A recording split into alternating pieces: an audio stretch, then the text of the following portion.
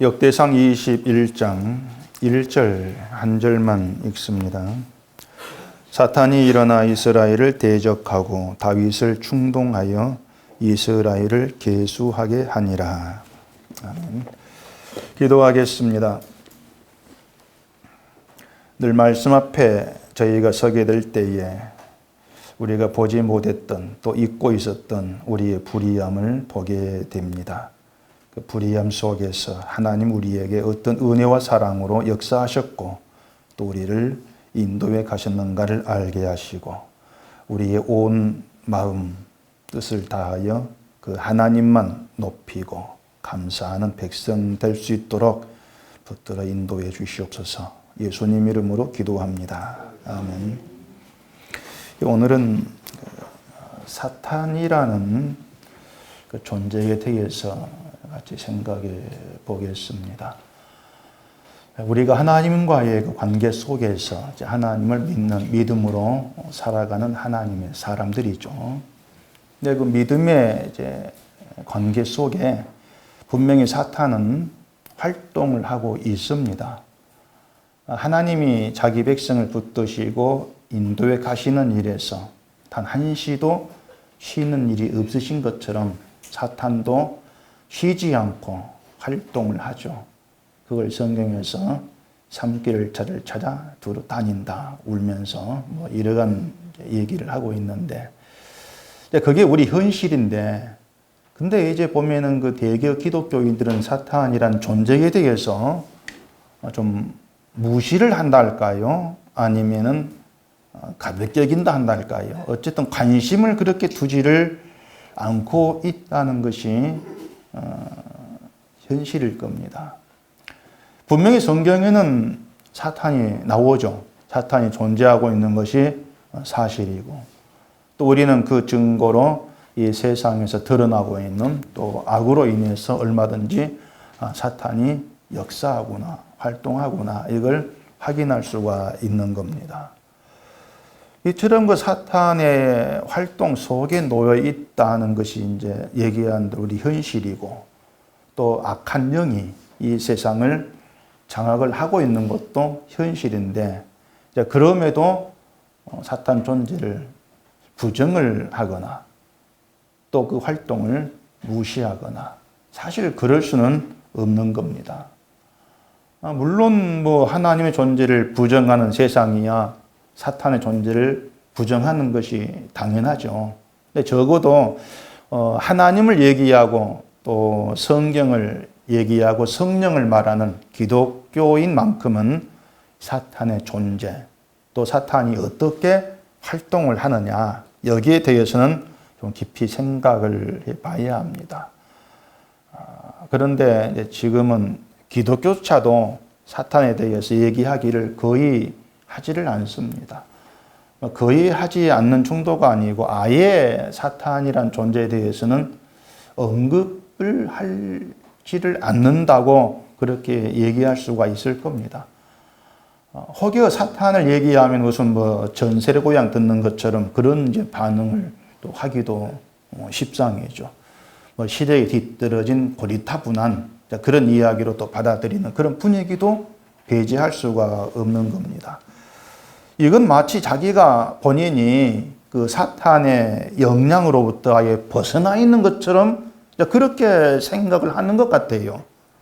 난 사탄에서 벗어나 있어. 난 사탄의 권세와 무관하게 그렇게 살고 있어. 그렇게 생각을 하는 것처럼 보인다는 얘기입니다. 사실 우리가 요즘 얘기한 대로 우리가 뭐 성령이 내 안에 있다, 뭐 성령이 역사한다 그러면 뭐 드러난 증거가 있으면은 그렇구나 이렇게 우리가 알 수 있겠는데 사탄이 역사한다 그래도 역시 마찬가지로 뭔가 좀 실감되어지는 게 없다는 얘기죠. 사탄이 역사한다면은 뭐 사람이 좀비가 된다든가 뭐 그러면 야 사탄이구나 딱 알 수 있겠는데 그런 게 또 없다는 얘기입니다.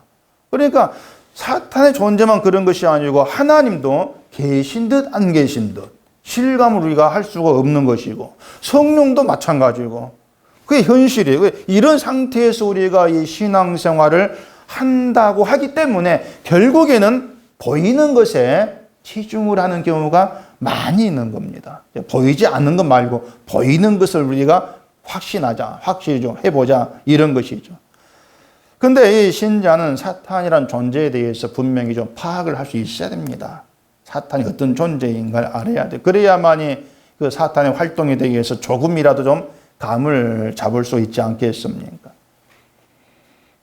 흔히 사탄을 악의 세력의 우두머리로 이렇게 생각을 하고,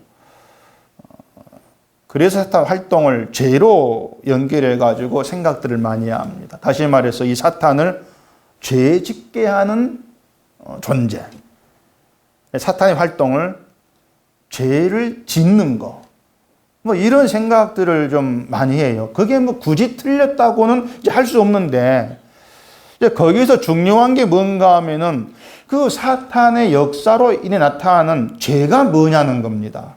그게 이제 중요한 문제가 되는 거예요. 죄가 뭐냐, 사탄이 나타나는 거. 결국 보면 죄에 대한 인식부터가 좀 많이 잘못되어 있습니다. 도덕과 윤리, 그리고 기독교가 신앙으로 생각하는 기준에서 벗어나는 거, 이런 것들을 죄라고 생각을 하고 하는, 그것이 죄에 대한 잘못된 이제 그런 인식이 되는 것이죠. 그런데 그런 것들이 바르게 정립이 되지 않았기 때문에 도덕적으로 살고 또 신앙생활만 잘하고 있으면 내가 사탄과 무관한, 죄 짓지 않는 그런 신자로 살아가는 것처럼 여겨버리는 거예요. 그게 큰 착각이 되는 겁니다. 그런 식으로 해서 이 기독교한 사탄 존재가 잊혀버리고 무시되고 있다고 이렇게 얘기할 수가 있는 겁니다. 그런데 그것이, 사탄이라는 존재가 무시되고 있고 잊혀지고 있는 건 바로 이것이 사탄이 역사하는 흔적이고 증거가 되는 거예요. 그 사탄에 대해서 얘기할 때에 자주 듣는 질문이 뭔가 하면은 사탄의 기원입니다. 이 사탄이라는 존재가 언제부터 존재하게 되었습니까? 그런 질문을 좀 받아요. 그리고 죄의 기원, 죄가 언제 시작되었느냐, 이것도 궁금해하는 경우도 많이 있죠. 뭐 세상에 죄가 들어온 거야 뭐 하와가 선악과 먹을 때 이렇게 얘기할 수 있겠지만, 그 죄가 어디에서부터 시작이 되었느냐, 이렇게 묻는단 말이에요.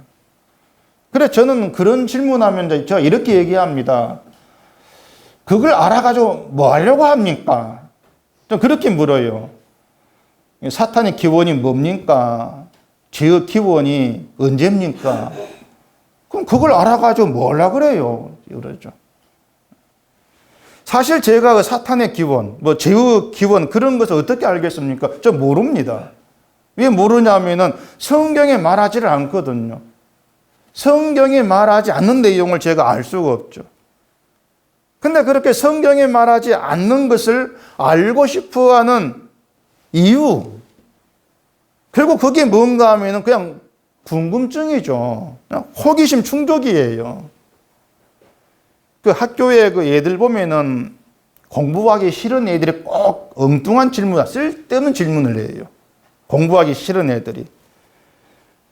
성경은요, 예수 그리스도에 대해서 증거를 합니다.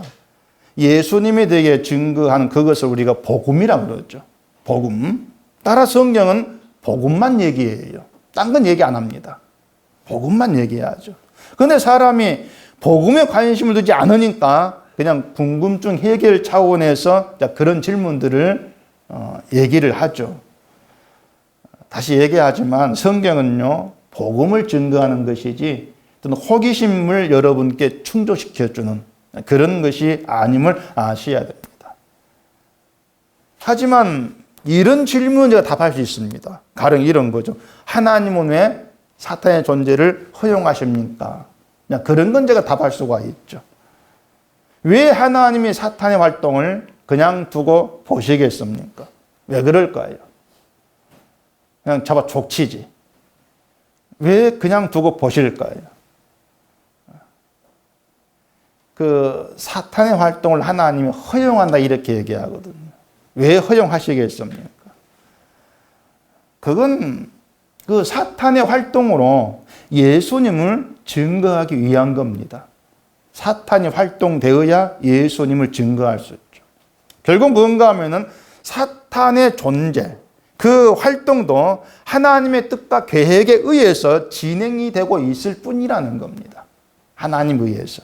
그래서 오전에 제가 말씀을 드린 것처럼 하나님이 정하신 때가 되면은 사탄도 영원한 지옥에 갇히게 되는 것이죠. 그 전까지는 사탄이 하와를 유혹해서 선악과를 먹게 하고, 가룟 유다에게 들어가서 예수를 팔게 하고, 베드로에게 또 들어가서 십자가의 죽음을 말리게 하고, 이런 일들이 있게 되는 것입니다. 어떤 사람은 사탄도 하나님처럼 신이라고 이렇게 또 생각하는데, 사탄은 신이 아니고 피조물이에요. 피조물입니다. 다만 육신이 없는 영으로 피조되었을 뿐이에요. 또 이렇게 얘기하면 이제 죄의 책임을 하나님께로 돌리는 사람도 있습니다. 뭐냐면 하나님이 사탄을 지었다면은 그럼 죄의 책임이 하나님께 있지 않습니까? 이런 얘기를 하죠. 하나님이 사탄을 짓지를 아니했다면 우리도 죄를 짓지 않았을 것이 아닙니까? 그렇게 생각하는 겁니다. 그게 자기 중심적인 해석이다. 오전도 얘기했지만 진짜 골치 아픈 게 그겁니다. 늘 내가 초점이 되고 인간이 중심이 되어가지고 성경을 해석하는 거예요. 그게 정말 골치 아파요. 왜냐하면 성경을 그런 식으로 왜곡을 하거든요. 하나님이 사탄을 지으신 이유, 사탄을 만드시고 세상을 만드셔서 그 세상에 죄어렵게 하시고 그걸 핑계 삼아가지고 세상을 심판하는 그런 재미 누리려고 사탄 지으셨겠습니까? 하나님이 사탄을 지으신 것은 하나님의 구속 사역을 통해서 하나님의 은혜와 사랑을 나타내고 그로 인해서 영광 받으시겠다. 그 뜻이 세워져 있고 사탄은 그 도구로 이용을 하시는 겁니다.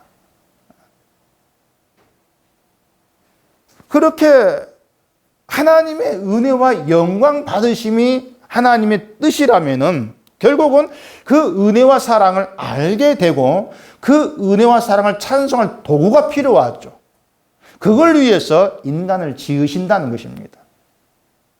따라서 하나님이 사탄을 지으시지 않았다면 인간도 지을 필요가 없는 겁니다. 무슨 얘기인지 아시겠습니까? 그렇기 때문에 하나님이 사탄을 만들지 아니했다면 우리가 죄 짓지 않고 편히 살 수 있지 않겠습니까? 이런 말을 못하는 거예요. 사탄을 만들지 않으면 인간을 만들 이유가 없는데요. 사탄을 만들어서 죄가 드러나게 하고 그걸 통해서 부족사에 일으키시고 그걸 통해서 하나님의 은혜 사랑 알게 하시고 그걸 알게 함으로 인해서 영광 받겠다. 그 뜻을 이루시기 위해서 사탄도 인간도 있게 하는 겁니다. 그리고 인간으로 하여금 사탄의 죄의 충동에 떨어지도록 그렇게 허용을 하시는 것이고 이게 하나님 뜻 아래에 있는 세상의 현실이다. 이렇게 보시면 되는 겁니다. 오늘 본문에 보면은 사탄이 등장을 합니다.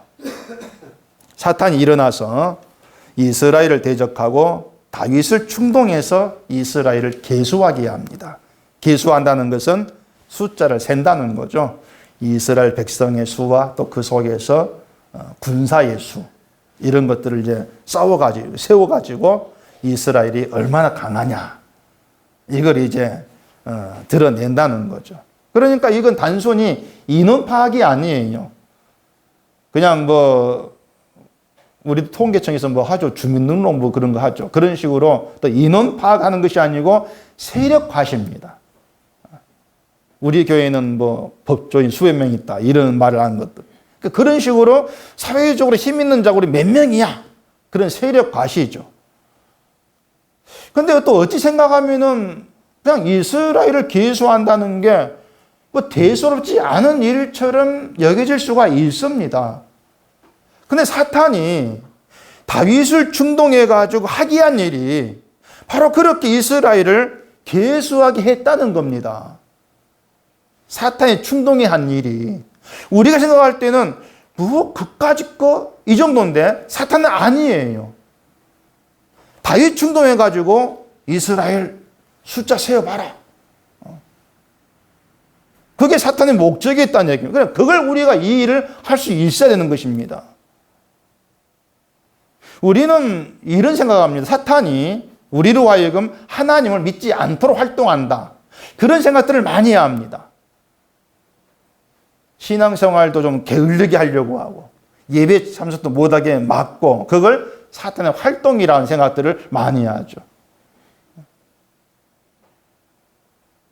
만약 그게 사탄의 활동이라면은 다윗 충동해가지고 어떻게 하는 거 옳겠습니까? 이스라엘 계수하게 하는 것이 아니고 이스라엘로 하여금 하나님이란 신을 버리게 하는 거죠. 다윗으로 하여금. 그게 더 옳지 않습니까? 다윗 충동해가지고 이제 우리는 하나님 안 믿는다. 이렇게 선포하게 만들어버리는 거. 그게 더 사탄의 활동이 아니겠습니까? 온 민족을 버리게 만든 거죠. 그런데 이스라엘 왕인 다윗을 충동해서 한 일이 겨우 숫자 세게 하는 거, 겨우 그거란 얘기죠. 그래서 사탄의 활동 우리 멋대로 가볍게 생각할 수는 없다는 겁니다. 이 사탄이 다윗으로 하여금 이스라엘을 계수하게 한 것이 뭐냐면요. 그게 하나님께서 미워하신 이름을 사탄이 알고 있거든요. 이스라엘 계수하는 거. 이게 하나님이 미워하시는 일이다. 사탄은요. 하나님이 싫어하고 미워하시는 것이 무언가를 잘 압니다. 참 똑똑해요. 그게 이스라엘을 계수하는 것이다. 그걸 아는 것이죠. 자, 근데 그렇게 이스라엘을 계수한 것 때문에 어떤 결과를 초래했습니까? 뒤에 보면은 하나님이 전염병을 내리셔가지고 이스라엘 백성 중에 7만 명을 죽여버립니다. 전염병으로. 그게 숫자 좀 셌다는 거. 그게 뭐라고 7만 명을 죽이시냐는 것이죠. 그게 뭐라고. 그러니까 우리 생각에는 대수롭지 않은 거. 그렇게 아무것도 아닌 것처럼 여기던 일들이 하나님께는 용서되지 아니한 미움이 된다는 거죠. 그걸 우리가 알아야 하는 겁니다. 자, 이렇게 얘기하면 또 그러죠. 그럼 이제 교인들 숫자 세지 말아야 됩니까? 뭐 이런 생각 들 겁니다. 그런 생각이 있다는 게 뭔가 하면은 순순히 하나님 말씀에 순종할 의사가 없다는 거예요. 내 생각에 맞는 거, 내가 받아들일 만한 거, 그것만 받겠다는 거죠. 그게 인간 습성입니다. 이런 습성 또한 사탄의 충동이죠. 그렇기 때문에 우리는 늘 사탄의 충동을 받고 살아갑니다. 그게 우리 현실이에요. 따라서 교인 숫자 세는 것도 필요하지 않습니까? 가령 성경과 상관없지만은 우리 교회법에 장로 세울 때는 교인이 몇 명 있어야 된다. 이렇게 되어 있거든요. 그러면 교인 수를 또 세워야 돼요.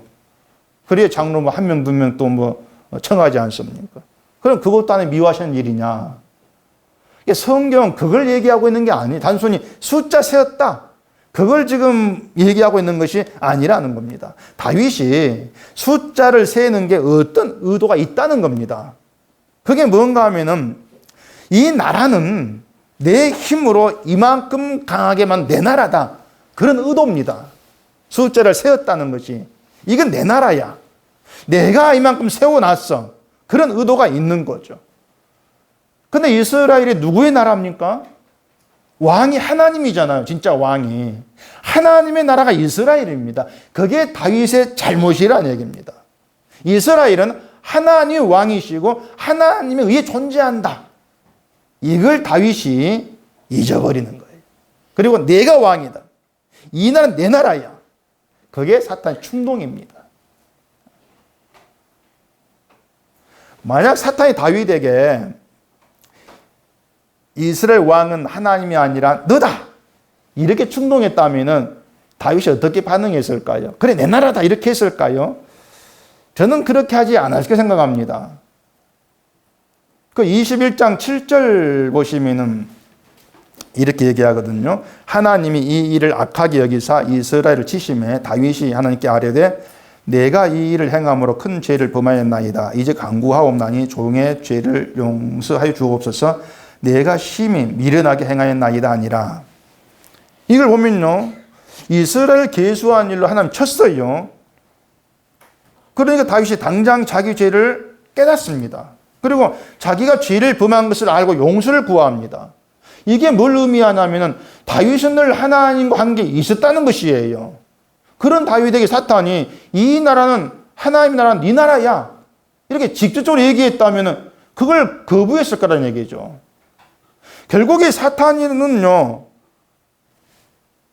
충동한다는 게 뭐냐면은 하나님과 관계를 있게 만드는 그런 충동을 늘 가지고 온다는 겁니다. 만약 사탄이 목사에게 이 교회 주인은 하나님이 아니라 너야, 그렇게 말하는 목사가 그래 나다 이렇게 할 사람이 있겠습니까? 아니야, 하나님 이렇게 나오겠죠. 근데 교인이 몇 명이야? 자랑스럽게 수를 얘기하지 않겠습니까? 거기에 내가 이만큼 교회를 부흥시켰어, 그런 의도가 담긴다는 얘기죠. 그게 바로 내가 교회의 주인 자리에 앉는 것이다. 그걸 놓치는 겁니다. 그러니까 사탄이 그렇게 일을 하는 거예요. 그게 사탄의 지혜가 있다, 이런 뜻이 되는 겁니다. 다윗에게는요, 이스라엘을 계수할 자격이 없습니다. 하나님에 의해서 이스라엘이 존재하는 것이고 하나님이 주인이고 하나님이 왕이시라는, 분명히 다윗이 세운 나라도 다윗 주인인 것도 아닌 거예요. 또한 이스라엘 백성을 가리켜서 다윗이 내 백성이야, 이렇게 할 수도 없는 겁니다. 근데 다윗은 사탄의 충동에 의해서 그 모든 걸 다 잊어버리고 내가 왕이고 내가 이스라엘을 지킨다, 그런 생각에 치우쳐 버린 것이죠.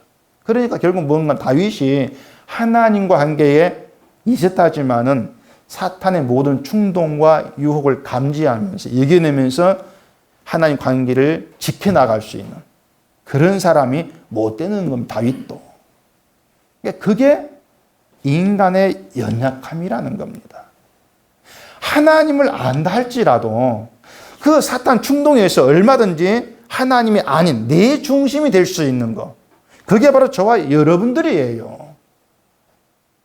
우리가 내 중심에 치우친다는 게 뭐냐면 사탄의 충동이라는 겁니다. 그 자체가. 그런데 어떻게 우리가 사탄과 무관하게 살아갈 수 있다, 그 말입니까? 그럴 수가 없는 거예요. 단지 우리는 그 사탄의 역사, 충동이라고 하는 것을 막 죄짓게 만드는 뭐 도덕적인 것, 이를 생각하니까 내가 착하게 살아가는 거, 이걸 보면서 사탄과 무관해, 이리 착각하는 것이지 절대 그게 아니란 것이죠. 늘 내 중심, 내 뜻을 내세우는 거. 그게 사탄의 충동 아래에 있는 그 모습과 같은 거예요. 그렇기 때문에 우리는 늘 사탄의 충동 속에서 그 충동을 이기지 못한 자로 살아가고 있다. 그게 우리 현실이다. 그걸 생각한다면 사탄이라는 존재를 우리가 가볍게 넘길 수가 없다는 것입니다. 얼마나 내 중심이 될 수 있는 그 우리니까. 근데 여기에서 이제 하나님과의 관계에 있는 신자와 신자 아닌 자의 다른 점이 있습니다. 그게 뭐냐면 하나님이 다윗을 쳤을 때에 용서를 구하자, 자기 죄를 구하고, 그것처럼 신자가 말씀이 있음으로 인해서 자기 죄를 알게 되고 용서를 구합니다. 그게 신자됨이라는 겁니다. 그게 아닌 사람은 말씀을 통해서 자기 죄를 보지를 못하는 거죠. 끝까지 자기 중심으로 나갈 수밖에 없는 거죠. 그렇게 구별되어질 수가 있는 거예요. 자, 그래도 이런 생각이 듭니다. 사탄이 다윗을 충동했을 때에 다윗이 그걸 얼른 알아채고 이스라엘을 계수하지 않았어야지. 왜 이스라엘 계수하느냐? 또 그런 의문도 들 수가 있는 겁니다. 다윗의 신앙이라면은 그걸 이겨내야지. 근데 그게 또한 잘못된 그런 생각이죠. 왜냐하면 인간의 어떤 연약함이라는 것을 자꾸 우리 놓치고 있는 겁니다. 아브라함 정도라면은, 뭐 바울 정도라면은, 뭐 이사야 정도라면은 늘 그런 생각을 하고 있단 말이에요. 근데 성경에는 모든 인간은 실패한 존재들입니다. 그걸 아셔야 돼요. 실패한 존재이기 때문에 언제든지 사탄의 충동에 떨어질 수 있는, 늘 그런 가운데 있는 게 인간이라는 겁니다. 사탄의 충동을 이겨낼 수가 없는 거예요. 때문에 사탄은요, 여러분이 이겨내야 되고 극복해야 될 존재가 아닌 겁니다. 신자가 사탄을 이겨내는 게 목적이 된다면 처음부터 사탄을 존재하게 할 이유가 없는 거예요. 애초부터 인간을 사탄을 이길 수 있는 그런 능력의 사람 만들어내셔야 되죠. 하나님의 뜻은요, 사탄 이겨라. 절대 거기 있지를 않습니다. 애초부터 사탄을 이길 수 없는 그런 존재로 지음받은 게 저와 여러분들이에요. 그렇기 때문에 늘 사탄의 충동에 의해서 다윗처럼 내가 주인 되어가지고 살아가지 않습니까? 하나님 믿는데 내 인생의 주인이 내가 돼서 살려고 하는 거.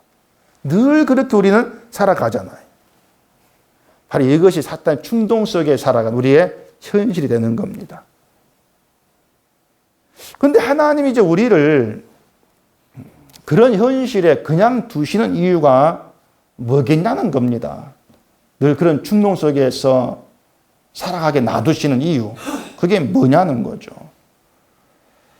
말씀드린 것처럼 우리가 사탄의 충동을 이겨내고 또 믿음으로 사는 것이 하나님의 뜻이라면은 우리를 지금 이 상태로 그냥 두면 안 되지 않습니까? 사탄을 이길 수 있는 힘을 주셔야 되죠. 그런데 하나님 우리에게 그 사탄의 충동을 이긴 능력을 주시지를 않아요. 여기에서 이제 기독교인들이 이제 많이 오해하는 게 오전 얘기한 성령 받음. 그걸 많이 이제 오해를 합니다. 그러니까 성령을 받으면은 사탄을 이길 수 있는 능력이 생기는 것처럼 그렇게 생각을 합니다. 사탄 충동을 이겨낼 수 있는 능력. 그래서 죄를 짓지 않을 수 있는 그런 자로 변하는 거. 근데 성령이 오신 것은 그런 이유가 아니에요. 성령이 오신 이유는요, 늘 사탄의 충동 속에 빠져 살아간 나를 보게 하는 겁니다. 나를 보게 해서 예수 그리스도 왜 오셨느냐? 주님께로 끌어가죠. 그게 성령이 오신 이유가 된다는 얘기예요. 때문에 성령이 오셨다면 왜 내가 죄를 계속 지을까? 그런 고민들을 할 이유가 없습니다. 뭐 마음 놓고 죄 지어라 얘기 아니고 늘 죄 속에 있는 그런 현실, 좀 거기에 눈을 뜨셔야 한다는 얘기예요. 자, 그러면 이 사탄이 뭘 목적을 해서 다윗을 충동을 하고 이스라엘을 계수하게 했을까? 이걸 보십시다. 사탄은요, 딴 게 아니고 하나님과의 은혜 관계를 깨뜨리는 게 목적입니다. 그게 사탄의 활동 이유입니다. 다윗을 죄짓게 지옥 보는 얘기가 아니고 하나님과의 은혜 관계, 그걸 깨뜨리는 거예요. 자, 이스라엘은 하나님에 의해 존재를 합니다. 다윗이 계속 전쟁 이기면서 이스라엘이 강해졌죠. 그 모든 것도 하나님 이방인들을 다윗에게 붙여주신 이 결과예요. 그렇기 때문에 다윗이 했다 이렇게 얘기할 수 없지 않습니까? 하나님으로 인해서, 하나님의 은혜로 인해 존재한다. 이게 은혜 관계가 되는 것입니다. 이처럼 신자를 은혜 관계에 붙드시고 찬송을 받으시겠다는 것이 하나님의 뜻이라는 것입니다. 사탄은 그 관계를 깨뜨리기 위해서 우리를 충동질하면서 하나님 내 주인이다. 그 생각에서 벗어나게 하는 겁니다. 그게 뭐냐면 지금의 내 모습에 불만을 갖게 하는 거죠. 또 잘된 것에 대해서는 나를 과시하게 하는 거죠. 내가 이만큼 해가지고 잘 됐어. 나를 자랑하게 하는 거죠. 그게 뭐냐면 하나님과의 은혜 관계를 깨뜨리는 거예요. 그렇게 오면은 세상 온통 사탄의 충동 속에 살아가고 있는 거죠. 그렇게 해서 하나님은 사탄 활동 허용하시면서 다윗과 같은 범죄를 다 두신다는 얘기예요. 그게 왜 그러냐면 은혜 속에 굳건히 붙들어 놓겠다는 것입니다. 하나님의 의도가. 하나님의 사람 특징이 뭐라겠습니까? 하나님 칠 때 자기 범죄를 깨닫고 용서를 구하게 되는 거라겠습니다. 자, 보세요. 다윗의 범죄로 인해서 7만 명이 죽었는데 우리 상식으로 생각하면 너무 심하다. 그렇게 생각되지 않습니까? 범죄한 건 다윗인데. 근데 왜 백성들이 7만 명이 죽냐는 얘기입니다. 또 정작 범죄한 다윗은 멀쩡합니다. 불공평하단 말이에요. 결국 이 문제는요, 그 죽은 자들이 죽으면 안 되는 자들인가? 이것부터 먼저 생각을 해야 돼요. 7만 명이라는 숫자가 죽으면 안 된 사람들이냐? 그건 아니지 않습니까? 하나님은요, 그 7만 명을 죽이심으로써 다윗에게 사탄의 충동으로 이스라엘을 계수한 것이 얼마나 큰 죄인가를 보게 하시는 겁니다. 너 때문에 7만 명이 죽었다. 그 7만 명이 죽을 정도라면은 네가 이스라엘을 계수한 것은 엄청난 죄다. 네 한 목숨은 죽고 남는다. 그거죠. 하나님 다윗으로 하여금 자기의 그런 실상을 보게 하는 겁니다. 그렇게 해서 다윗은 내가 존재하는 것이 하나님의 전적인 은혜구나. 그런 쪽으로 가게 될 수밖에 없는 거예요. 그러니까 일찌감 죽었어야 될 그런 내가 존재한다. 그렇다면 남는 결과는 하나님의 은혜일 뿐이라는 거죠.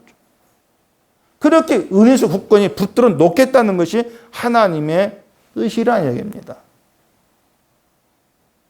그래서 하나님은 사탄에 충동하는 걸 그냥 두고 보심으로써 다윗을 더 깊은 은혜로 끌고 들어가시는 거예요.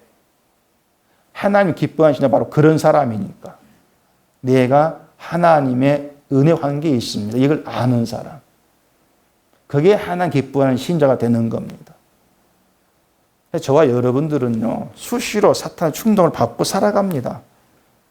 얘기한 대로 하나님의 주인이고, 나의 왕이고, 나의 목자라. 이렇게 얘기하면서도 늘 우리는 내게 있는 걸 계수하죠. 세면서 염려하고, 부족하다고 불만을 갖죠. 사탄의 충동으로 내가 하나님의 은혜 관계에 있다. 이걸 잊어버립니다. 이것을요, 그냥 그러려니 하고 넘기지 마시고요. 하나님이 7만 명을 죽었다 이것 때문에 그걸 생각해 보세요. 내게 있는 걸 계수하면서 내 인생은 염려 없어. 왜 이렇게 많으니까? 내가 벌어놨으니까 이런 생각이나 난 이것밖에 없는데 어떻게 살지? 이런 생각이나 결국은 하나님의 은혜를 벗어나는 거죠. 그게 무시하는 죄가 된다 그 말입니다. 그게 사탄의 충동이라는 거예요. 근데 그게 우리 생각에는 아무것도 아닌 것 같지만은 구약에 들어가면은 그 때문에 7만 명이 죽었다는 거예요. 그렇다면은 그렇게 내 소유를 계수하면서 불안해하고 또 나를 과시하고 그런 걸 보면은 나는 일찌감치 죽었어야 될 그런 존재구나. 그걸 볼 수 있지 않습니까? 이 구약의 말씀을 통해서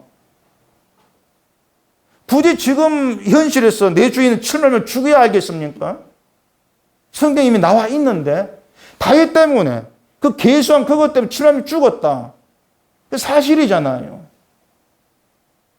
그만큼 하나님이 진노하신다.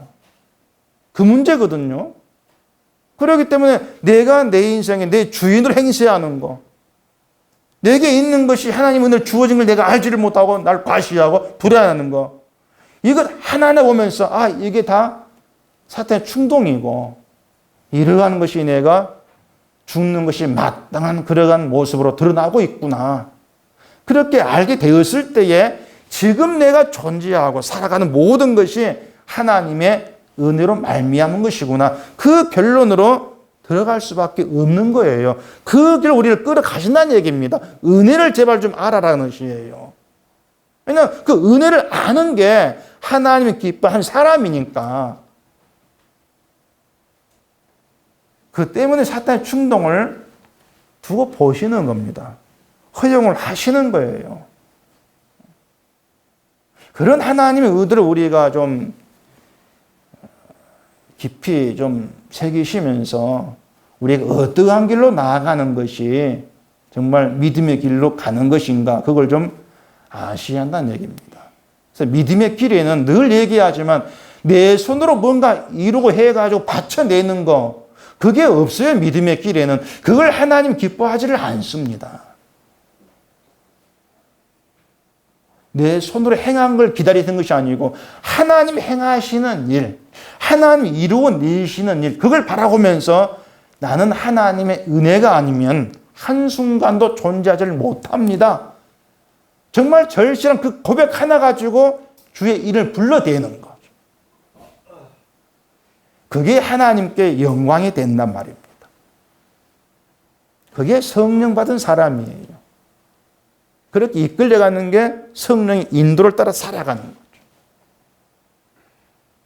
그래, 여러분이 늘 자기에 대해서 좀 감지하실 것이 뭐냐면은 우리 안에, 내 안에는 아담이 있다는 거죠. 그걸 잊지를 마세요. 우리 안에 아담이 있습니다.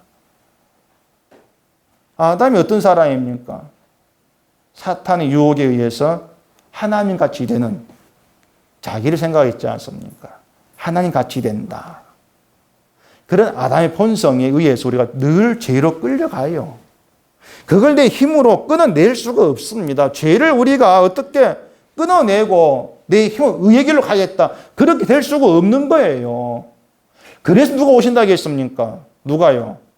성령이 오신다고 했지 않습니까? 성령이 오셔가지고 죄를 끊어내고 죄 안 짓게 하는 그것이 아니고 죄에서 벗어나지 못한 그런 나를 보게 하면서 하나님 이루신 구원을 보게 하는 겁니다. 아, 그게 주의 은혜였구나. 그걸 알게 하는 겁니다. 그래서 우리가 천국에 가게 된다면요, 내가 예수의 일을 사탄과 싸워가지고 승리의 천국 가는 것이 아니고 주님께서 내게 오셔가지고 나를 살려낸 덕분에 가는 겁니다. 주님 덕분입니다. 그런 말밖에 할 게 없는 거예요. 천국에 가게 되면은. 그래서 신자는 내 이름을 부르는 것이 아니라 주의 이름을 불러요. 주의 이름만. 사도행전 4장 12절 찾아보시면은 이런 말이 있습니다. 다른 이로서는 구원을 받을 수 없나니 천하 사람 중에 구원을 받을 만한 다른 이름을 우리에게 주신 일이 없음이라 하였더라. 구원을 받을 만한 다른 이름 우리에게 주신 일이 없다는 겁니다. 그럼 누구의 이름만 있다는 거예요? 주의 이름만 있는 겁니다. 그 주의 이름이 뭔가 하면은 은혜 관계에 주어진 구원의 능력이 되는 이름이에요. 주의 이름이라는 것이. 그러니까 주의 이름 부른다는 것이 그냥 뭐 주여 주여 이게 주의 이름 부르는 것이 아니고요. 내 구원의 능력은 주님께만 있습니다. 주님께서 모든 걸 이루어내셨습니다. 그래서 내 손 가지고는 뭘 해도 그게 의가 안 됩니다. 그 고백 가운데 주를 부르는 게 진짜 주의 이름 부른단 말입니다. 그래서 주의 이름 부른다는 건 난 아무것도 못해요. 그거거든요. 근데 마태복음에 그 2만 믿음 얘기할 때 나왔던 그 많은 사람이 주의 이름으로 이거 됐고 저거 했고 이렇게 나오잖아요. 그 잘못된 뭡니까? 주의 이름 부른다는 것은 난 못합니다 이건데 그들은 내가 주의 이름으로 이걸 했습니다 이렇게 나오지 않습니까? 그러니 그게 불법이라는 거죠. 난 너희 모른다는 것이에요. 주님 관계에 있는 게 아니니까.